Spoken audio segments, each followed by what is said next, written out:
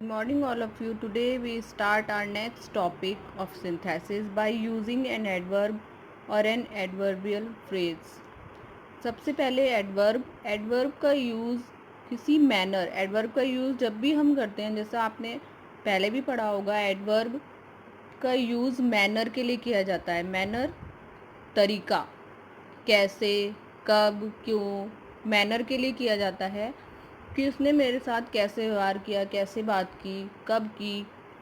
Adverb का use तब किया जाता है। और कुछ लोग एडवर्ब को और एडवर्बियल फ्रेज को एडजेक्टिव से भी जोड़ते हैं, यानी इस एक्सरसाइज में 2 सेंटेंस होंगे जिसमें एक सेंटेंस में किसी वर्ड की एडजेक्टिव यानी किसी वर्ड की विशेषता बताई गई होगी, और जो विशेषता होगी, जो शब्द एडजेक्टिव होगा, उसमें हम उस शब्द को हम एडजेक्टिव से एडवर्ब बनाएंगे। फॉर एग्ज़ाम्पल मैं आपको बता देती हूँ। एडवर्ब सेंटेंस में दिए गए एडजेक्टिव में ly जोड़कर बनाया जाता है, जैसे सेल्फलेस, सेल्फलेसली, फुलिश, फुलिशली।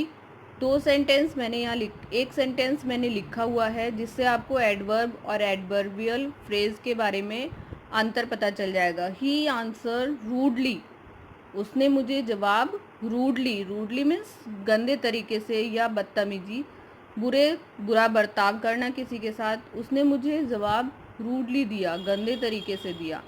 तो यहाँ पर आंसर की विशेषता, ही आंसर्ड रूडली, उसने मुझे गंदे तरीके से जवाब दिया। तो जब इस एडजेक्टिव में ly लग गया तो ये एडवर्ब बन गया।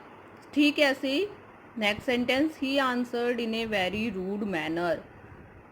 इन ए वेरी रूड मैनर, दोनों सेंटेंस का मीनिंग सेम है। ही आंसर रूडली, उसने मुझे गंदे तरीके से जवाब दिया। He answered in a very rude manner, उसने मुझे बहुत गंदे तरीके से जवाब दिया। दोनों का मीन सेम है, केवल जब हम एडजेक्टिव में ly लगा देते हैं तो वो एडवर्ब हो जाता है, लेकिन जब कई सारे शब्द मिलकर एडवर्ब का काम करते हैं तो वो एडवर्बियल फ्रेज हो जाता है। यानी अगर एक ही शब्द है तो वो एडवर्ब होगा, अगर कई सारे शब्दों का समूह है, एक ग्रुप ऑफ सेंटेंस है और मीनिंग सेम है, तो वो एडवर्बियल फ्रेज कहलाता है। हमें इन दोनों चीज़ों का यूज़ इस एक्सरसाइज में करना है। जैसे कि कुछ एग्जाम्पल्स आपकी बुक में दिए हुए हैं। Great people serve their country, महान लोग अपनी कंट्री की सेवा करते हैं। देयर सर्विस इज सेल्फलेसली, उनकी जो सर्विस होती है, उनकी जो सेवा होती है वो सेल्फलेस यानी निस्वार्थ होती है, बिना किसी स्वार्थ के होती है। तो यहाँ पर great people serve their country, लोग सेवा करते हैं। द सर्विस इज सेल्फलेस, तो जो वो सेवा करते हैं अपने देश की, उसकी विशेषता बताई गई है। कैसे करते हैं? निस्वार्थ सेवा। तो जैसे मैंने आपको भी एग्जाम्पल में समझाया था कि जो भी एडजेक्टिव होगा दूसरे वाले सेंटेंस में, उसमें हम ly लगा देंगे। कैसे बनाएंगे sentence? Great people serve their country selflessly. क्या किया हमने? जो एडजेक्टिव था, जो विशेषता बता रहा था, उसमें हमने ly लगा दिया, उस एडजेक्टिव को हमने एडवर्ब बना दिया। नेक्स्ट सेंटेंस है, she spent all her money, she was foolish. वह अपना सारा पैसा खर्च कर देती है। शी वॉज फुलिश, वह मूर्ख है। यहाँ शी, इस लड़की की विशेषता बताई जा रही है कि वह मूर्ख है, अपना सारा पैसा खर्च कर देती है। तो फुलिश एडजेक्टिव है, हमें उसमें ly लगाना है, उसको एडजेक्टिव से एडवर्ब बनाना है। She spent all her money foolishly. Third sentence, Pandavas were ruined by gambling, their ruin was complete। Pandava जो थे, गैम्बलिंग होता है, जो उन्होंने गेम खेला था कौरवों के साथ, उसको गैम्बलिंग बोलते हैं। उसने, गैम्बलिंग ने उन्हें बर्बाद कर दिया था। देयर ruin was complete, और वे पूरी तरीके से बर्बाद हो गए थे। तो यहाँ पर जो है ruined, हमने जो सेंटेंस बनाया है, Pandavas were ruined completely by gambling। ज़्यादातर क्या होता है, जो एडवर्ब होता है उसका यूज़ हम सेंटेंस के आखिर में करते हैं, जैसा हमने इन दो में किया, सेंटेंस का यूज़ आखिर में किया। लेकिन कभी कभी जब सेंटेंस सही नहीं बन पाता है तो हम उसका यूज़ बीच में भी कर लेते हैं, लेकिन ज़्यादातर लास्ट में ही करते हैं। पांडव पूरी तरह से बर्बाद हो गए थे, किसके द्वारा? गैम्बलिंग के द्वारा। Pandavas were ruined completely by gambling। अगर हम इस सेंटेंस को ऐसे बनाते हैं, Pandavas were ruined by gambling completely, तो ये सही नहीं होगा, इसलिए हमें इसको completely को पहले लेना पड़ा, एडवर्ब को। Pandavas were ruined completely by gambling, लेकिन एडजेक्टिव completely है, वो किस तरह से बर्बाद हो गए थे? पूरी तरह से। नेक्स्ट जो एग्जाम्पल है वो है Narendra Modi he spoke for a minute, for few minutes. Narendra Modi he spoke for a few minutes. Narendra Modi ने बात की कुछ मिनट्स के लिए। नेक्स्ट जो सेंटेंस था, Narendra Modi spoke for a few minutes, इसमें एडवर्ब का नहीं, एडवर्बियल फ्रेज का यूज़ हुआ है, क्योंकि एक वर्ड में हमने एलवाई नहीं लगाया है, बल्कि फॉर ए फ्यू मिनट कुछ शब्दों के समूह का यूज़ हुआ है, इसमें हमने एडवर्बियल फ्रेज का यूज़ किया है। You must do the work, the cost does not count.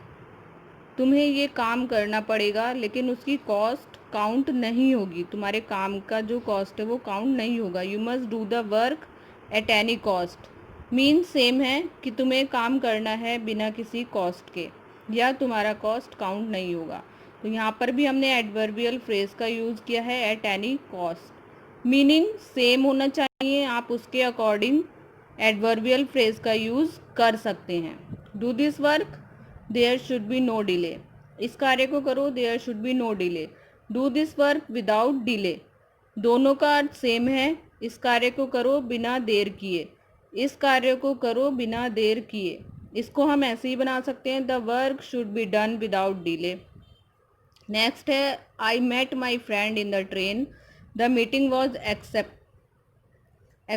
Expected, we met after a long time. इस सेंटेंस में एडवर्ब और एडवर्बियल फ्रेज दोनों का यूज होगा। इस सेंटेंस को हम लास्ट वाले एडवर्बियल फ्रेज से स्टार्ट करेंगे। After a long time I met my friend in the train expectedly. I hope आपको रूल समझ में आ गए होंगे कि अगर किसी वर्ड में एल वाई लगाते हैं तो वो एडजेक्टिव से एडवर्ब बन जाता है।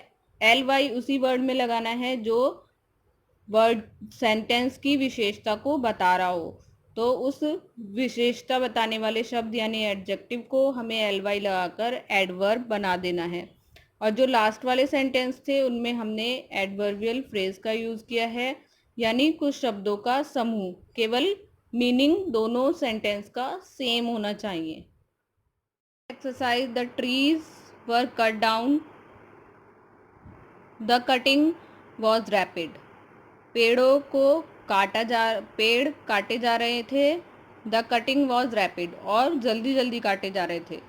कैसे, क्या विशेषता है इस सेंटेंस में, एडजेक्टिव क्या है? The trees were cut down, पेड़ कैसे काटे जा रहे थे, किस मैनर में? रैपिडली, जल्दी जल्दी, रैपिड जल्दी जल्दी। तो रैपिड क्या है इस सेंटेंस का एडजेक्टिव है, हमें इस एडजेक्टिव को एडवर्ब बनाना है। The trees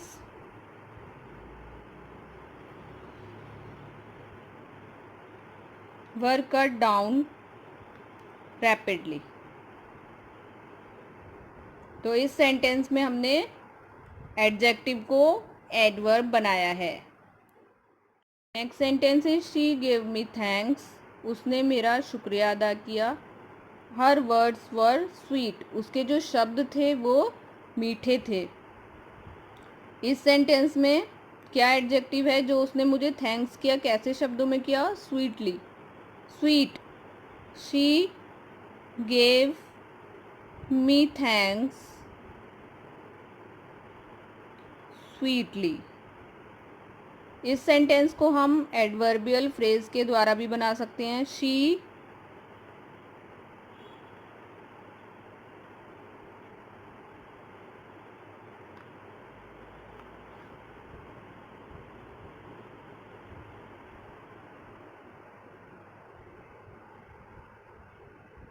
gave me thanks in a very sweet manner. Sweetly, sweetly या इन ए वेरी स्वीट मैनर, दोनों तरह से बना सकते हैं, एडवर्ब के साथ भी और एडवर्बियल फ्रेज के साथ भी। I read the book, I read it in a hurry. मैंने बुक पढ़ी जल्दी में। कैसे पढ़ी? जल्दी में। I read the book हरीली।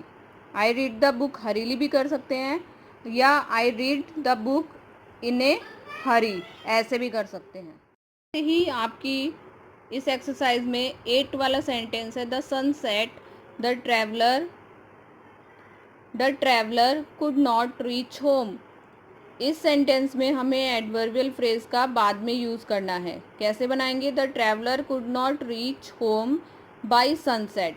यात्री अपने घर तक नहीं पहुंचा था सनसेट, सूरज छिपने तक भी।